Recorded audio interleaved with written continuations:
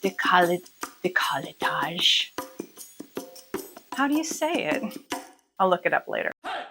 Hi, I'm Diana, and welcome to part 3 of a 3-part series on how to dress your most fun, funky, and creative self from your very own closet using certain style principles, and we will be outlining 5 more today. If you haven't seen part 1 and part 2 of this series, I will be linking them above and below. Let's go. Okay, we're going to get a little ridiculous right out of the gates today. Pick a theme. I've chosen red as my theme now. A theme could be anything, really. It could be animals, it could be patterns or polka dots, colors, it could be anything. Pick a theme. Right now we're picking red. And not only are we picking red, we're picking the most ridiculous outfit I think I've ever put on. Well, I found a very oversized red silk shirt, and I found these very voluminous pants, and they have way more fabric than I would ever need. But I think that's what's going to be fun about this. And I don't quite know if any of these outfits or all of them are going to work, but that is the adventure that we're going on today. So we're playing with this red outfit. And of course, this is too much. So I'm going to begin by rolling up the sleeves. First of all, I'd love to say that just about any oversized silk shirt is an amazing thing to own because it feels amazing. It just feels great. And you can wear it over things, you can wear it by itself, it tucks in nice and small. Okay, that's enough about silk shirts because you know I could talk about this all day. I don't love man collars, and they often come on silk shirts. So for now, because I don't like it, and I especially don't like it with my short haircut, I'm going to tuck it in. That's another wonderful thing about silk shirts is you can often just tuck in the collar and forget it exists. Okay, we are getting somewhere, but still too much fabric. I'm going to tie this in a knot.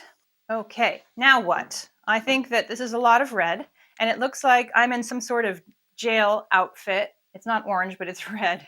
It's a very fun jail. It's a very spicy jail. I'm going to throw my floral soft blazer over this and see what we come up with. But I do feel like we're getting somewhere. In fact, I'm gonna unbutton that a little bit more for a little bit of a looser look. Hey, this is turning into something. This is turning into a look. I think that even just a little bit of midriff. Don't yell at me and say, I'm over 40, I can't show midriff. Sure you can. A little bit, a little tiny hole of it. Not going to hurt anybody. And who cares? I do think this is a fun and creative outfit. It's very soft, so it might be more of an evening look. But what a fun evening. What a fun and weird and wacky evening, but very comfortable evening as well. Very nice. I didn't really think that I would like these pants in any way, but I think that when you cover up the top of them with something, it works really well. Feel good and breezy. Once again, when you are wearing something that's extremely soft, the way to take it away from looking like you're wearing pajamas is to add jewelry that you can see well. Not like fine jewelry, but a little bit chunkier, like these big hoops, this chunky bracelet. I think I would add a chunkier necklace, but this seems to be working fine. So you want to make sure that you've got your jewelry on so it doesn't look like pajamas. But as soon as you put jewelry on, it's an outfit. It's weird how that works. Let's go to the next style principle. Okay, next one is pick something weird and make it weirder. So I've picked these two things. I've picked this skirt that most everybody thinks is too loud and the colors are strange. And then I'm just going to go ahead and add to the pattern with this polka dot blouse. I don't know, but I think that's fun to play with and see what happens. So I thought I'd let you see a bit of the process here because it's going to start out as a hot mess. Okay, here we go. So here's my hot mess frumpy outfit. First of all, this skirt has a lot of extra fabric in the front on purpose. But I find it to be a lot, especially with these ties going on. So I'm going to flip it around and put that part in the back. Though I have extra fabric back there, which I think is fun, like a tail. Now, of course, this blouse cannot just be hanging down like this. This is boring and horrible.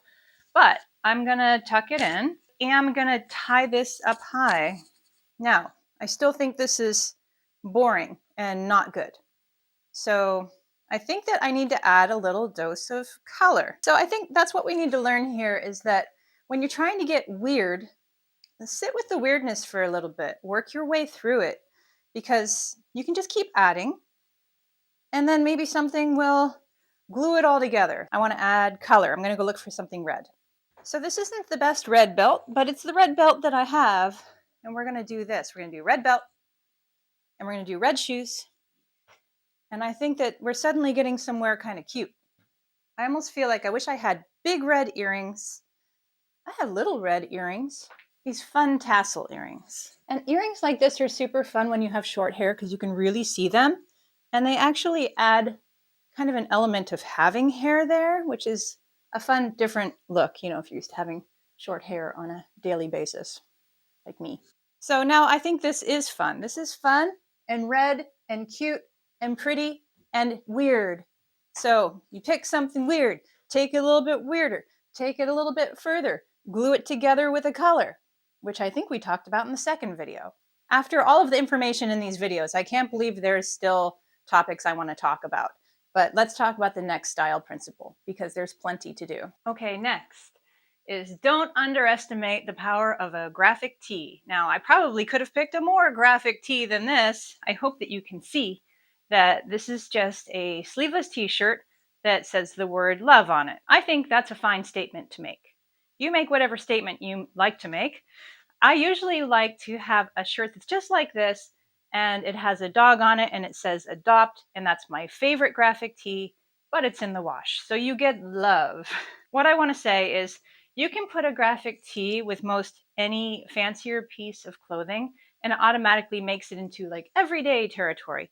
So I've got some kind of like wide leg work trousers on and they're beautiful. They're tweed and they're super comfortable, high-waisted. I love them, but they're actually quite fancy.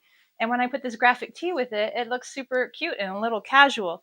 And if I did want to dress it up a bit more, like for work, if I work in a professional setting and I don't want to bare arms in my professional setting, then go ahead and add a jacket. In this case, I'll add a red blazer. Hey, it's a kind of a red theme today. Okay, so I really like how this outfit's coming together. I like my graphic tee right here, which kind of takes this down a bit.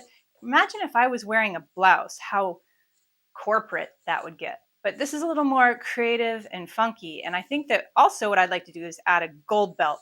I knew I had one. I'm going to add this gold chain belt. I like that. So we're going to add the gold chain. Maybe, do I need that thing hanging down? Not necessarily. But there it is. It's hanging down. This is pretty cool. I like the flash of gold that I get right there. I like the flash of gold I get here. And I think we're just going to ignore what my hair is doing today because it's getting a little warm in here and it's going to go poof. So look at the outfit, not the hair. So I think the graphic tee with anything a little bit fancier or with a skirt, you want to think of your graphic tee as more than just a jeans and t-shirt kind of item. It can pair wonderfully with skirts and fancier items and take them to an everyday outfit kind of situation. I could be more eloquent. Let's just move on. Next style principle is show off something that you like. And that doesn't necessarily mean what you think. I have a couple examples. Suppose I like my legs. Wear a mini skirt. How old are you? Doesn't matter. Wear a mini skirt if you like your legs. So this is just an example, but the example I was actually trying to show you is that, okay, I like my eyes and I want my eyes to look as green as possible. So I'm wearing a green sweater and I'm going to wear items that highlight my eyes. And I might do my eye makeup in a certain way to really emphasize them. So it doesn't necessarily have to be like, ooh, my legs, my waist. It can be more like your eyes, your great smile. Pick something and really emphasize it and point everything toward that. So right now I'm doing my eyes. And this green sweater is great for my eyes, but I also know that this blue scarf is great for my eyes. So maybe the combination of them might be nice. Yes, that's very nice, if I do say so myself. So in this case, I've decided to highlight my eyes, and I'm feeling very confident that my eyes are sparkling in this outfit, and it will make me more willing to make eye contact with others, and I'll really feel pretty and engaged today because I'm highlighting my eyes. I don't think I'd get that same feeling from highlighting my legs. But if I'm really like into showing off my legs, maybe I would feel that way. So in this case, I'm wearing my little red flats because I actually don't want to be like legs for days. And I think that's the trick actually with mini skirts. Sometimes mini skirts can feel like too much. They can feel like too bare. And if you wear flats, then they start to feel more casual. And you can see that in my French girl style video, which has lots of helpful style information. I will link it up here and below. Okay, let's do another example of highlighting something you like. This is a pretty crazy shirt. This is some sort of bustier with beads, pearls on the front. And the only time I've ever been able to wear this is to the Barbie movie. So I'm really happy to be wearing it right now. It's an example of a couple of these style principles where suppose I like my collarbone. I like this area. I like my, what's the word? Décolletage. I've never had to say that word out loud before, guys. How do you say it? I'll look it up later. And we're pairing it with something that's a bit wild, which is these crane pants, these wide leg crane pants. And I do think this is really pretty. I do feel a little naked. I'm going to put something over this. Let's put on the robe I was wearing at the beginning of this video. It's in the same color family, but still just as crazy. Okay, I do like how this is coming together. I like these two patterns together. They seem to match, but you can see that they don't. I think what I do need to do is belt this in a little bit, but I don't want to cover all of this fantastic beading, so I think we're going to tie it behind with this random sash I found, and I'm just going to let it hang behind. Okay, so there's a couple style principles here, and that is pair wild with wild and wild. And then there's also show off something you like about yourself. And in this case, it's my collarbone and my neck. We're also talking about don't be afraid of pattern mixing. Don't be afraid to color match. There's so much going on in this outfit that we already talked about. So what's the one thing we didn't talk about yet? That is the power of statement earrings to change a boring outfit into something wild. So here's what I normally do as a standard outfit. I mean, you might not agree that it's boring, especially not with these cute little red shoes. But I would say this is a pretty standard outfit for me. If I was just going to not think about what I'm wearing, go out in the world and feel kind of cute, I would choose this any day. But how would I make this stand out a bit more? How would I make this a little wilder? And that would be through putting on some real statement earrings. You're actually, I don't know, maybe you will believe this. A friend of mine gave me these tassels off of an old curtain, and I thought, hey, those might make good earrings, and I put them on earring hooks. Let's see what these do for us.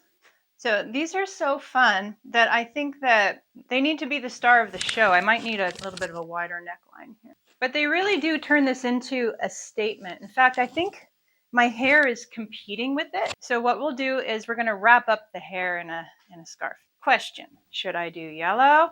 Should I do red? I think I'm going to do yellow. Let me just show you how I'm going to wrap up my hair like this. Okay, I'm going to take this square and I'm going to make it into a triangle. And I'm going to put that at the base of my head and pull the sides forward. And I'm going to tie one knot in the front.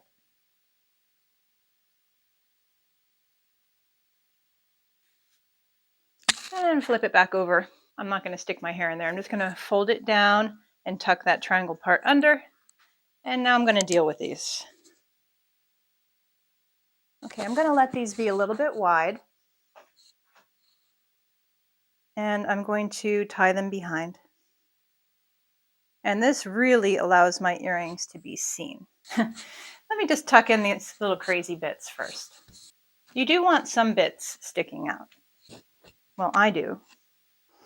I like to show that there is indeed some hair under this. I think I'm going to tuck this in instead. Just like that, cross it. Okay, so what we have here now is an outfit that was pretty standard and now has a lot of attitude. I love the scarf with these statement earrings. I love how it just gets everything out of the way so that you can really appreciate these earrings. I love how much they move. It creates a lot of movement around the face, and they're super fun. So If you're going to wear your bold statement earrings, consider pulling your hair back or wearing a headscarf. And you can use so many different colors of headscarves and really change up the look. Don't even tempt me, you know I want to. Why don't I use a really large one really quick, because I want to show you how to add some extra attitude. Okay, I've got a giant headscarf here. This is not usually used as a headscarf because it's so big. So I'm going to start from the front this time. Go around the back bottom, twist it, and then come back to the front where I'm going to tie it once and then figure out what I'm going to do. Okay, so I think at this point I'm just going to start tucking in the ends to give it like a kind of a fun, voluminous piece here. Why am I laughing at the word voluminous? Because I spent an entire video saying the word wrong. I don't know what was wrong with me that day. Okay, so this time I'm going to have like a little bit of a poof here, a little ball. And that's fun too. So I'm going to take little bits of my hair out because I like the way that looks. And the fun thing about this little ball of fabric up here is you can really just kind of tie it around until you're happy with it. You can tie another knot. You can tie it in a bow. You can throw it over your shoulder. What is with that song anyhow? I know that it used to be "Do Your Ears Hang Low?" And then when I was a kid, it became "Do Your Boobs Hang Low? Do they swing to and fro? Can you tie them in a knot? Can you tie them in a bow? Can you throw them over your shoulder?" I don't remember. Okay, so I'm liking how, okay, so you probably want to make it a little more sturdy than I just did. So I'm really kind of liking how freeform this is right now. I think it's really fun. And let's just go back and take a look at everything. I think that I might pull a couple pieces out here. But this is a fun look. And, you know, if you're feeling bold enough to wear something like this, I highly recommend it, because not thinking about your hair and getting it off your neck is such a wonderful feeling, which is the whole reason why I cut my hair short, because it's such a wonderful feeling to get your hair off your neck. Whew, I love it so much. Actually, that's all. That's all for the 3-part series. And if you missed part 1 and part 2, they're right here and right here. I do hope you stick around for more of these videos. I'll see you soon.